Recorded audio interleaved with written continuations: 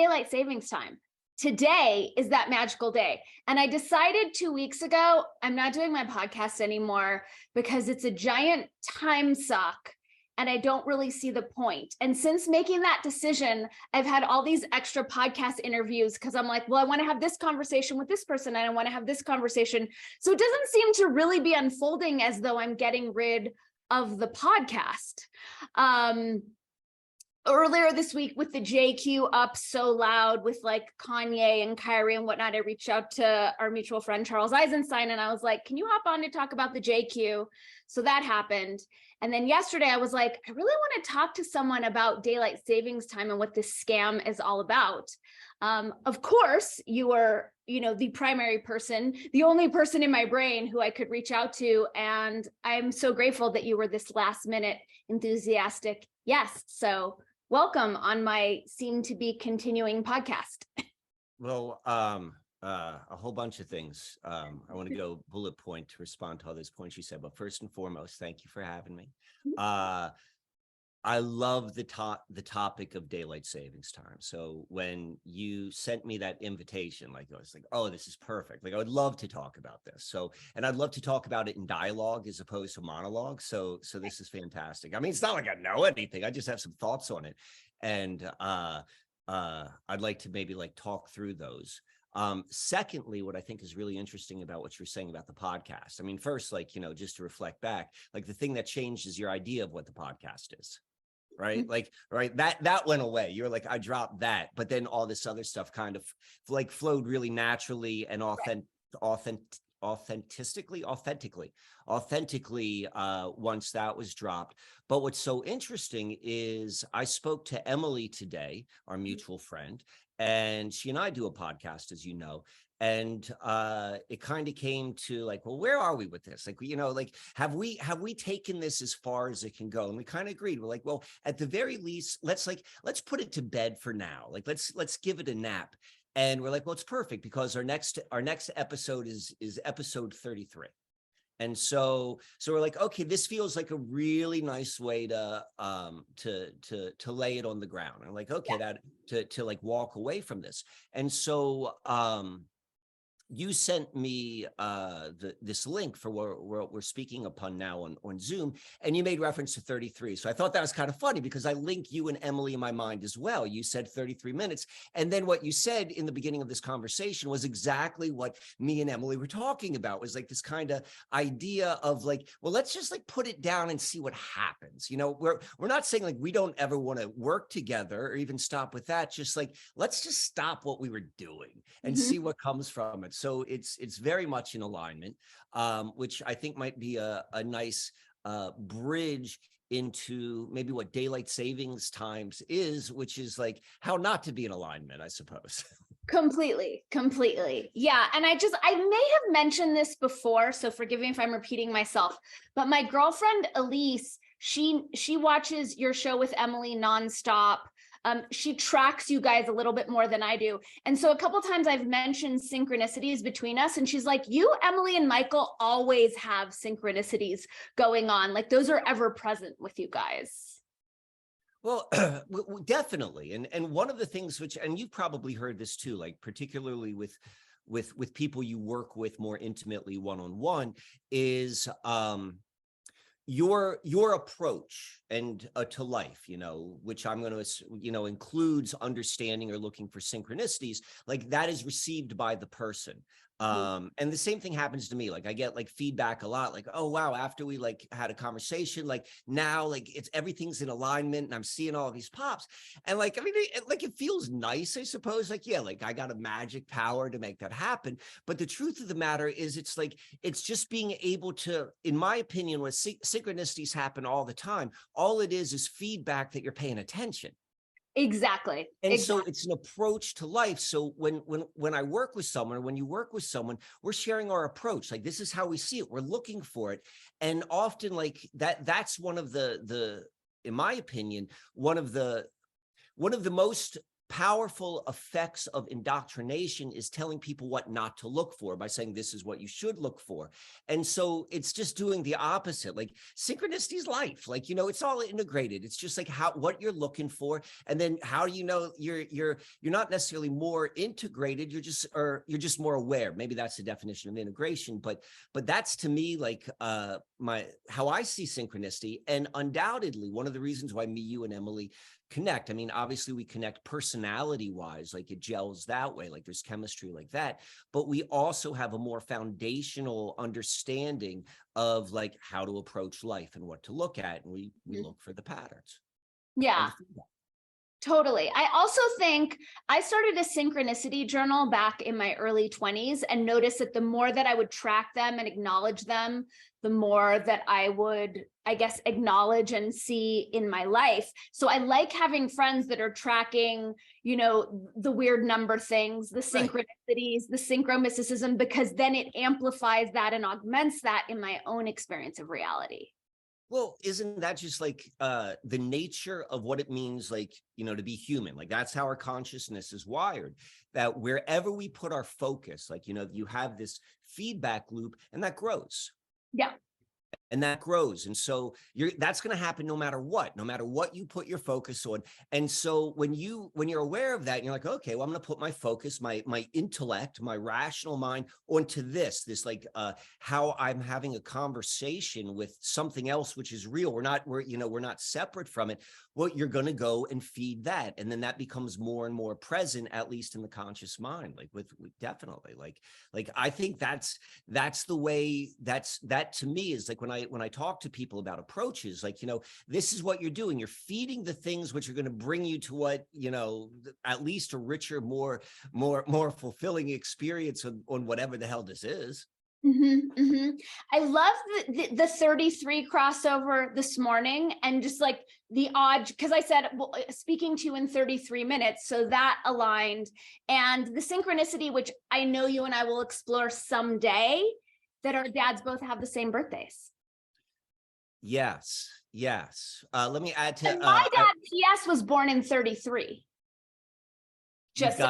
You've got a double. You've got that right there. I want to add this to the 33 because the 33 is, you know, there's a lot of connotations which we can tie to it, like we see what it's connected to. Right. But you know, I never forget, like that's the LP speed. Oh, that's right. 33 right?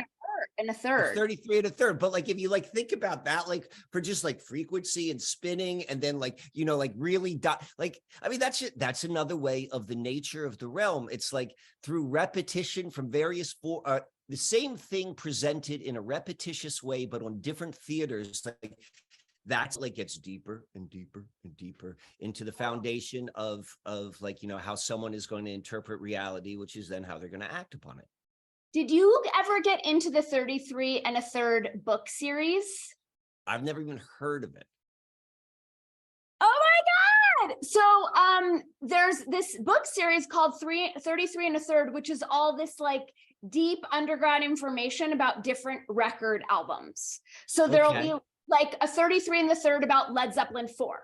And it'll just be about like where they recorded and the equipment they used and like, you know, the lore behind the lyrics and all. So it's like deep music nerdery called. Hold on. Are these like documentary, or is it book form or text form? Book form. Yeah, that scratches a pop culture itch in me really, really deeply. Like I love that sort of stuff. Yeah. Check it out. You will definitely dig it. All right. Well, it's funny because right after this, like I'm going to go to a friend of mine and I would love to like go down this person's resume because of like all of the buttons it pushes up against. But he's doing like he and his wife have an art gallery, and they're starting or they're having a grand opening of a new exhibit which they put out, and it's called the Church of Vinyl or something. And the whole thing at least I know in the background is they're using album covers like to completely fill the walls. But I know how they operate. So I know like each one is like placed in different ways for like so I'm going to go there specifically as a detective to see if I could see what to see the stories they're trying to put in the background. So Ooh, I hope you'll post some of your findings on social media so that the rest of us can see what you're surmising. all right, well, maybe I'll do that. I haven't really posted much of anything this summer, so and I'm not certain how and if I'm going to start doing that again, but that sounds like a nice transitional piece. If it's completely organic and feels inspired, that would be lovely. And I completely understand all the reasons why that wouldn't happen. Right. But then so this is what like because I know you took a break, didn't you? And you're talking a little bit about so that seemed to me like when I see it happening like across like to multiple people, like that seems to be a certain sort of a greater pattern, not necessarily just my individual one. And now there's like the whether that's the inhaler, the exhaler, whatever you want to say in the pattern, like the other thing seems to be coming, but I'm feeling like this like inertia, like I don't want to get out of bed. I get it. I've been having this inertia. So I finished my book. Like I Okay. as far as I was going to take it. And then I sent it to my friend Robert Forti to edit for me. So he sent me back the edit, which had been sitting on my coffee table mocking me for like 2 weeks. And I have so much resistance to jumping back in because I know it will be an obsession again. And then I will be completely in its grips. And I'm like, I'm not ready. But I mean, I don't know if you get like that with your writing projects, but that's one of my primary frustrations about being a writer is how my projects will completely overtake me. And it's like, I just would like to be in the hot springs doing nothing. Yeah, I can appreciate that. I think if I were to articulate what it feels like internally, because it's the same behavior, right? Like neither of us want to go and do it. Like right now, and I think it's probably, I'm going to say the exact same thing you said, but in different words, is like, do I really want to like spend the energy to do that? Like, whereas there was once upon a time, like, I would like anytime an opportunity would present itself, like, all right, I'm down.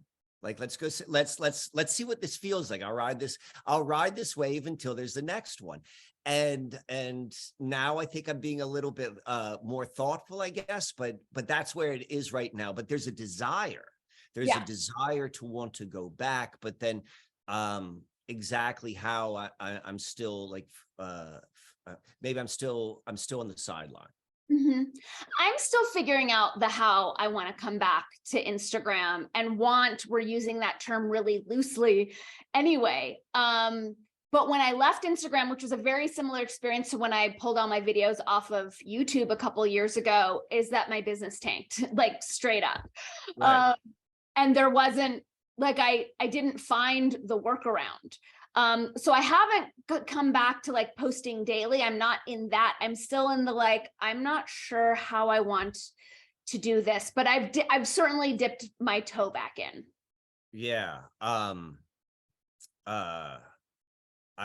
Well, first off, I appreciate the idea of like wanting to sometimes just take it all. Like it's like, all right, I want to just take it all back. Right. And then I'm like, I've already put it out there. Like, and right.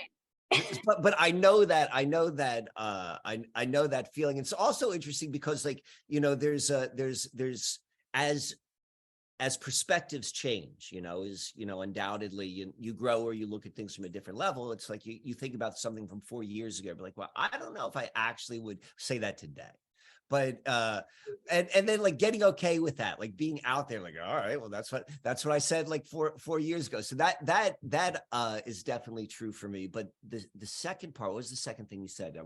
The business tanking. So without a doubt, like that happens. That's what happens. And this is where I sit with that, because that's a truth. There's a truth to that, but then it also points to a bigger truth. And this is where for me the rubber really meets the road.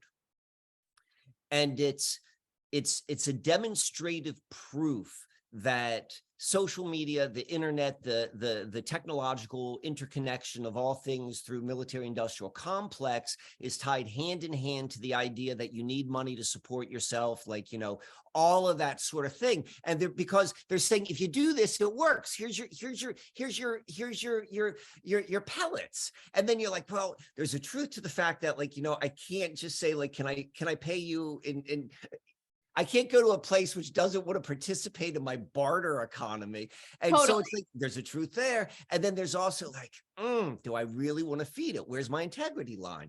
And so like that's another place which for me, that all this conversation right now is also one of the reasons why I'm still on the sideline, because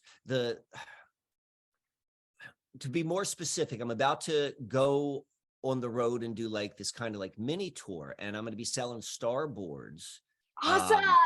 And I'm like coming down to this idea. I'm like, I don't have a card reader, and I don't want a card reader. And what am I going to do? Like, I can have like workarounds, and I'm like, do I really want to do the workaround? Like I'm like balancing all of these sort of questions, and like, you know, where am I going to be pragmatic? And where am I going to be, you know, of principle? Totally. And that's a real grown-up conversation with oneself. Big time. And I'm happy that we get to have that conversation, because I feel like my integrity has really more so gotten in the way than, like, it might serve me in terms of like moment to moment, I can live with myself when I feel good. But when I look at my career path, it really hasn't served me, like, across the board. And I look at, you know, I started my first revolution in 4th grade. And for every revolution I've started, I'm always like, and you're with me, right? And I'm always standing alone, always. And so it's like, you know, I got myself kicked out of my class and my school because of my holy integrity, but like no one came along and nothing changed. And so when I took all my videos off of YouTube, when they changed their user agreement a couple of years ago, no one came with me. BitChute sucks, Odyssey like they all suck. And I just watched my business completely tank. And the same thing happened with Instagram. And I'm noticing, like, I can actually affect more change by playing the game and using the tools in the game to get my message out than removing myself from the game and being invisible / more invisible than I already feel like I am. I mean, these to me are like next level questions, like next level of like, okay, I've climbed up to this level. Now let me go and say, okay, now I got to face like how I'm going to go and meet culture, and particularly for a person who is both within and critic of and all of that sort of stuff of culture. So these are and there's no easy answer. There really isn't an easy answer. Like, I think at the end of the day, and you and I are probably in agreement on this, we have to be able to live with ourselves and feel good with ourselves. Right. So knowing whether that means like being okay with being like a drifter under a bridge, or being okay with the fact, like, you know, either way you gotta, and yeah. And it's not like linear, it's not logical, it changes moment to moment. So it's also just being nimble, you know, like, but I was embarrassed to come back to Instagram because I was like, I made this big announcement and now I'm a big like squelcher liar, you know. So then I was looking at, well, now that's my ego that's preventing me from coming back when I know that's what I need to do. So it's all these like right like it's all the different perspectives, and you just find yourself like, okay, now I just got to breathe and just forget the whole friggin' thing and just like what's the next right step? Totally. And I think like, I am aware, as I'm guessing you are as well, like my time on these platforms is limited, because ultimately when push comes to shove, I'm not going to trade my DNA or my freedom for the digital space. But while I can still participate in this way, let me see how much traction I can get. Right. I mean, that's, I think, a very fair approach. I think that's a very fair approach. Yeah. I mean, at the end of the day, it's well, no, before I get to that, I want to comment on one of your your earlier statements. You said, I don't know if remaining true to my integrity, I think that's how you said it, it has served me in my life, particularly when you know that you want to be effective, you want to go and reach people's ears and that sort of stuff. And but then you have like the the principle doing it that way. And I don't, I think that our principles are a little bit different, but we're both very, very strong in what our like the commitment to principles. And I know like this is what I come to myself a lot. Like, I'm holding my principles, and all of that, like feeling good. And I'm like, fuck, I'm just stubborn as a mule. Right. Right. Totally. And I'm like, I should have listened to my dad. But like, I mean, that's part of like the humor, I suppose, of it. But like, yeah, like all of those sort of things, like all of that feels like has been in play for me in the second half of the summer. And what do I want to do? Like, it's been a vacation. I've gotten bored on vacation, haven't really, and all of that sort of stuff. And it feels like whatever the next iteration is, it's common. That's exciting. I'm excited about your Starboard tour. Where are you going? So right now, I've got something in Richmond, Virginia on Friday, and that's going to be real small. I think just limited to 5 people, and it's going to be more of a workshop, and which is going to go into how to use the Starboard, but the majority of it is going to be the why you're going to want to use the Starboard. Okay. So like building from that level. So that's why it needs to be kind of like in a workshop sort of environment, because there's a lot of building, at least to understand the logic. Like I created this because like you, I want to impact the unfolding of story on planet Earth or whatever. And that's what the Starboard ultimately is to me. Is it's a tool of consciousness, specifically to decondition parts of our mind that we don't even think are conditioned.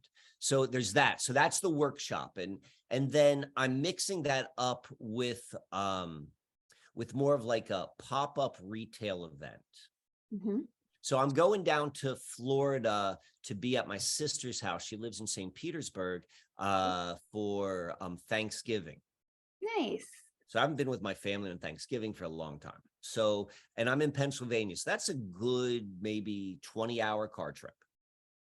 And what I'm going to do is really stretch that out. And I have places to stay along the way. And I'm talking to my local folks. Like, I'm like, hey, can you put me in touch with some place where I could like set up a table for 4 hours? And so I'm lining those up. And it's been really effortless. Like the effort was like to put out the request, but then like the response I've gotten back is like, oh yeah, perfect. And this is the only date it works. I'm like, that's the exact date I need. And so like, I'm seeing that unfold. And now like I'm sitting in that, in the position where I'm like, oh shit, I got to actually do this now. And I got to figure out how I'm going to do this.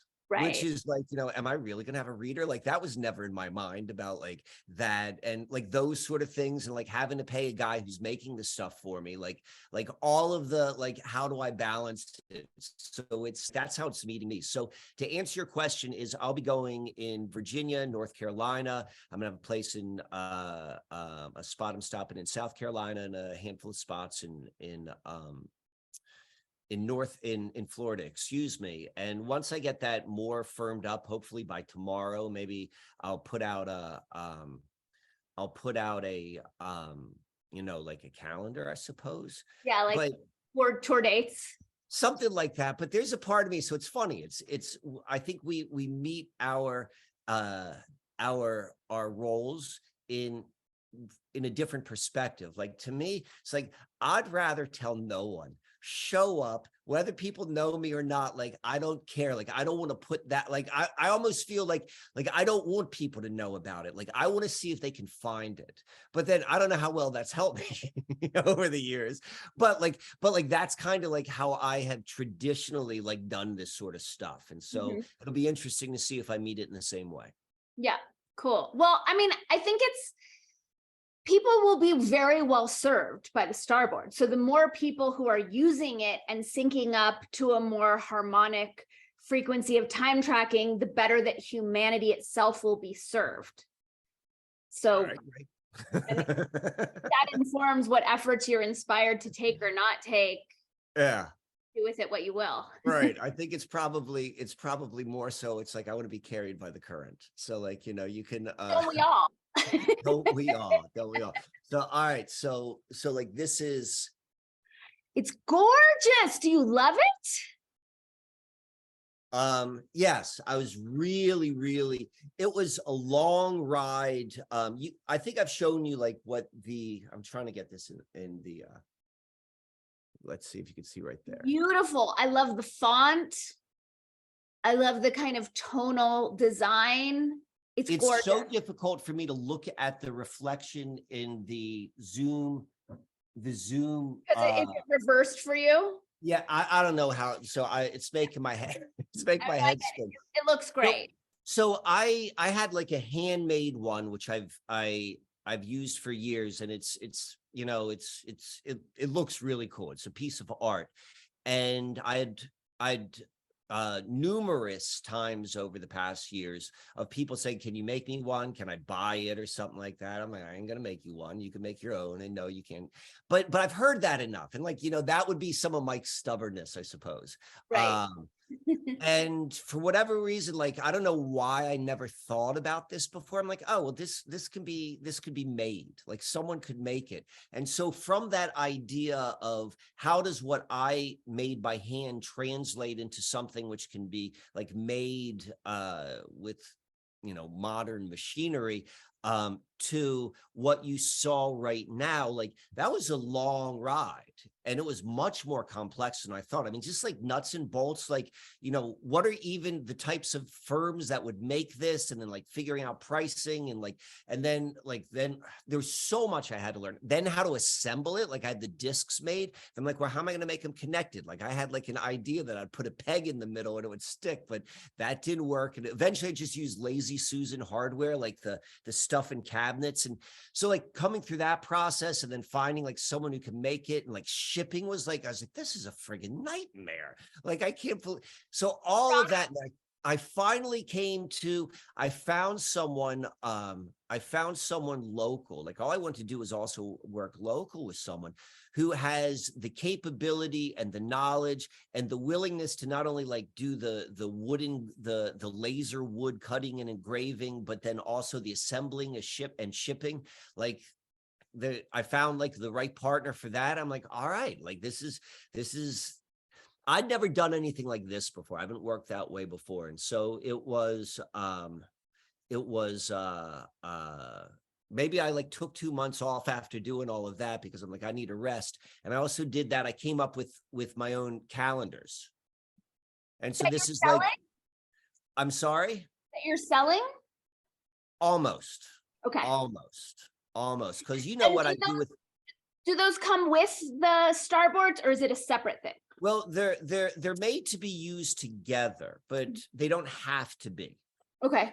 They don't have to be. And that's part of the workshop as well, is like, well, this is how they use together. And this is why you would want to do this, because it requires effort, which, you know, if you're still under an indoctrination, like really like the carrot and stick indoctrination, is like convenience is just like sold as such like a great thing. And like, you know, this is the opposite. Like, you know, there's a truth for effort. Effort is a good thing, but you've been sold, and we've all been sold, convenience is the better thing, particularly because everyone is always under so much stress that you're trying to be as convenient as possible in order to just keep your head above water. Right. So like I want this to meet people where they are. Like I could be on my soapbox and be like, no, you can't use this unless you really understand why. I want to teach people what the real benefit is, but like, you know, people can meet it any way they want. And so just like, I know that I've showed to you in the past, like, you know, what I do with my actual notebooks and like all of the time it takes to lay things out by hand. This is the same thing, but like pre-printed, with like all of like those moon date, like the way I have that set up. And I think you like the this like with that, so you could fill it all in. So it's the same, it's an if you've ever seen a calendar that comes, which doesn't have the dates filled in, which you have to fill in by hand. So it's like that concept, but it will meet you with, it'll let you do this without having to draw all the background. Sign me up. I'm your first customer. So I did this. I think I got my prototype. This is just a prototype. I got this August like 4th. And I looked through it. I'm like, okay, this has tons of edits. This is not ready for release. But I just have not been able, like what you were talking about with your manuscript. I'm like, I just can't pick this up.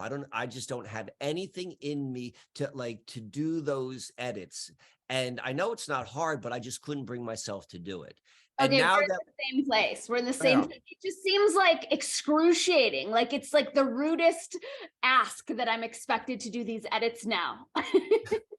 and I'm willing to take whatever comes with me not doing it. I'm like, all right, that's my stubbornness. Yeah, I'm in the same, because I'd had these like grand ideas about having it ready for Black Friday. And I'm like, I'm not going to be enslaved to that timing. Right. Exactly. I'm not going to be enslaved to like their 3rd level made up bullshit date.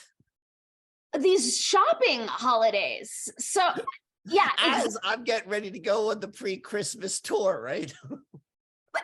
And I will rationalize, like, your products are paradigm shifting products. These are products that help people liberate themselves from these enslavement constructs. Yeah.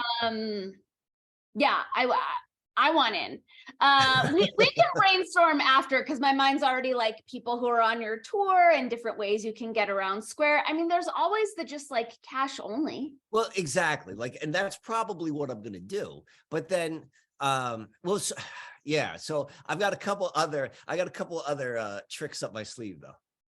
Okay. But so like, because I'm just trying to think, like, I mean, like we're talking about this. You and I are both asking the same fundamental question. It's like, you know, how do I interact with the machine to help the folks, like, to learn that it's a friggin' machine, and then they can decide for themselves if they still want to be in the machine, right.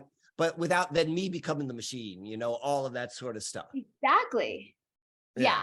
But it feels like this is a blessed endeavor that you're undertaking. Just the fact that you found someone local to do all of these pieces, like I have no doubt that the rest will unfold just as easily, gracefully, and magically. Unless, yes.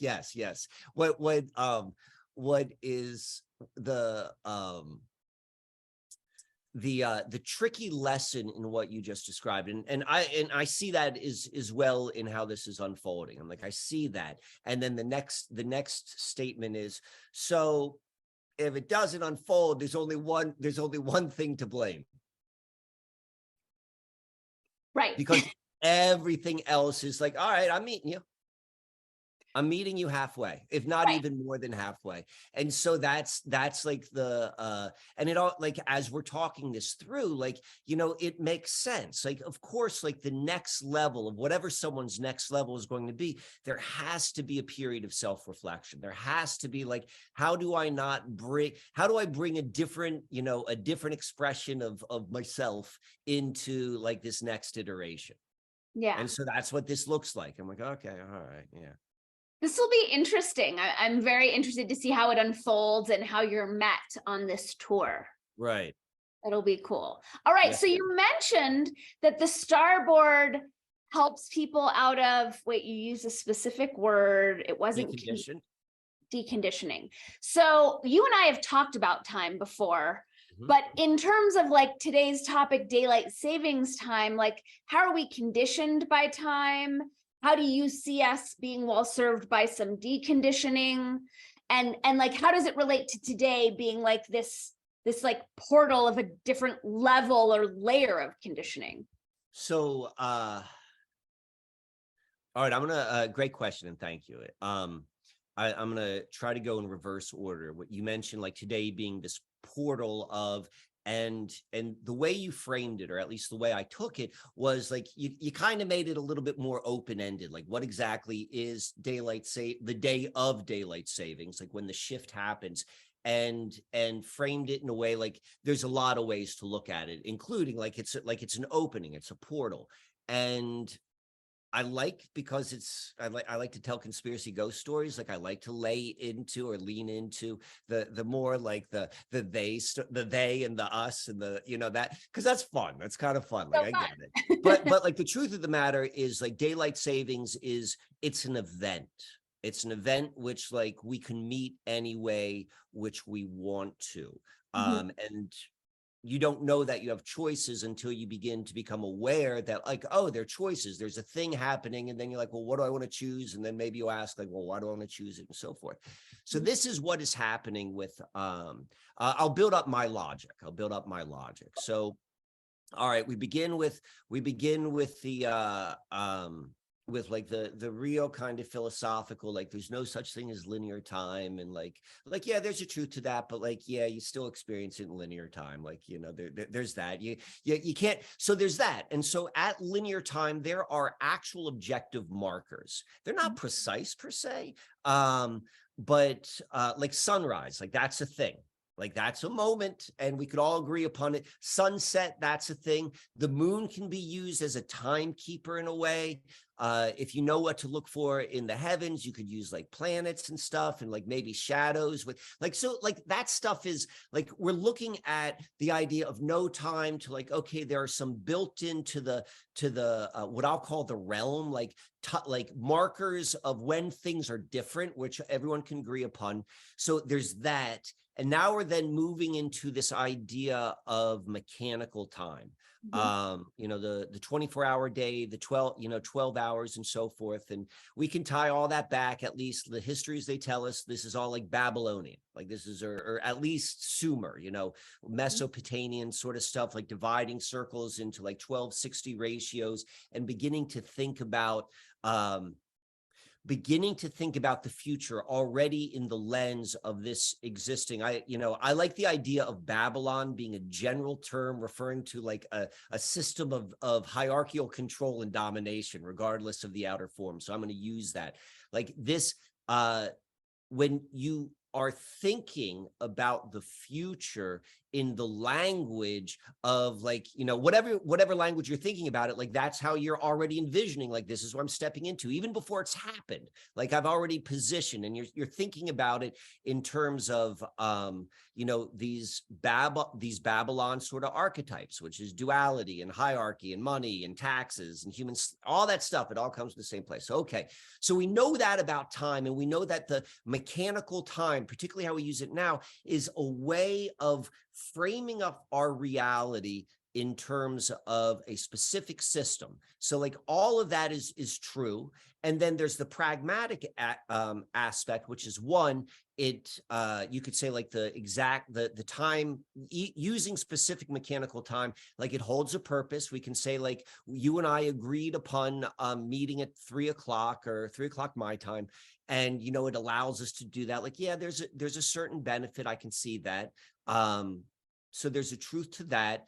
But all it does is the system, it's the time system, like the way it works. And this isn't necessary. This is a description of what it is, as opposed to a description of, or a moral judgment of what it is.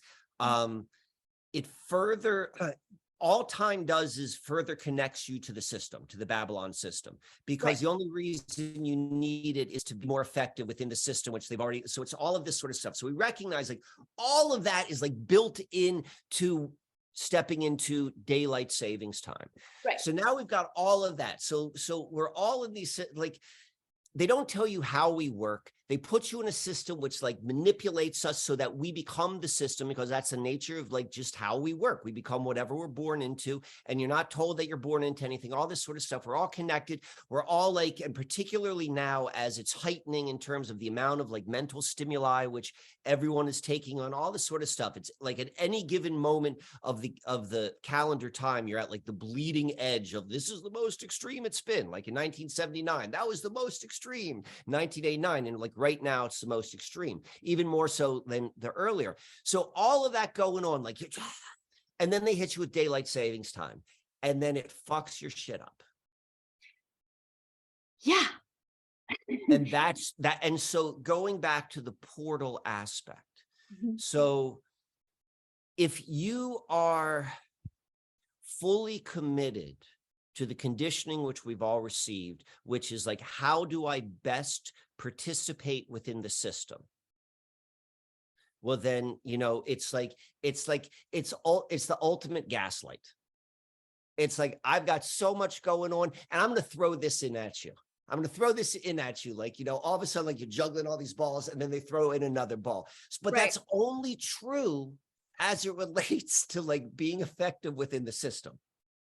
Right. Like, you know, oh, I missed my appointment. I missed my freaking appointment because I didn't realize the clocks are like, because that's all system stuff. Right. In a very, very like, you know, general broad stroke.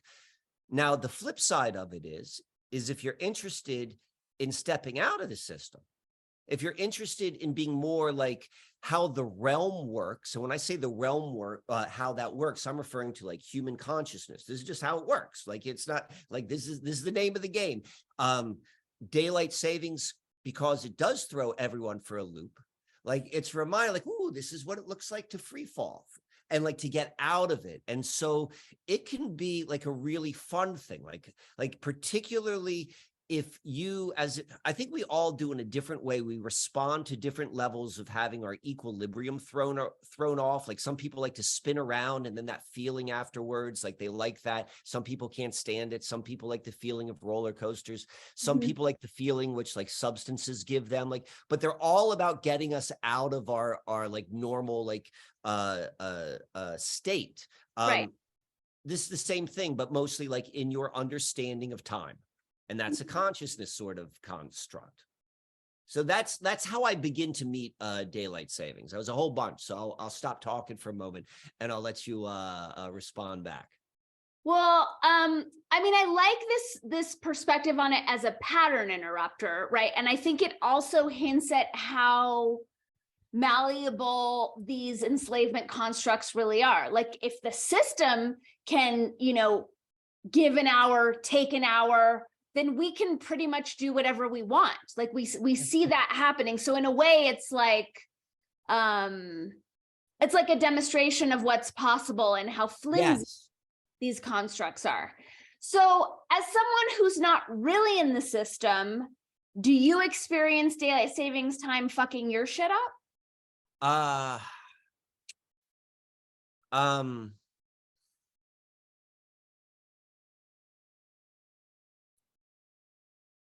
Not this daylight savings. Certainly in the past, but I would say I'm a little bit less in the system right now than I have been. And whether or not, I mean, undoubtedly that has to be like part of the connection. I wake up when my body wakes up. Like, that's natural. And so like I woke up today when my body woke up. And so it didn't affect me that way. But what I do know is I will become reconditioned with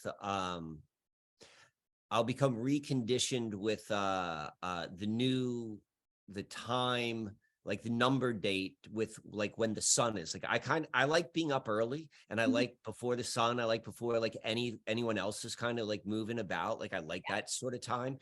And I know that'll change because of daylight savings, and I'll become acclimated. I don't know. So I'm going to look at it a little bit differently this year, like maybe with a greater awareness than I have in the past. Like, I've always been aware that it's a pattern.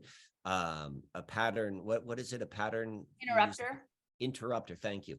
But I want to see like kind of how deep it goes. So we'll go and see. It was mild for me this year, or this particular one, but I've certainly been very confused before.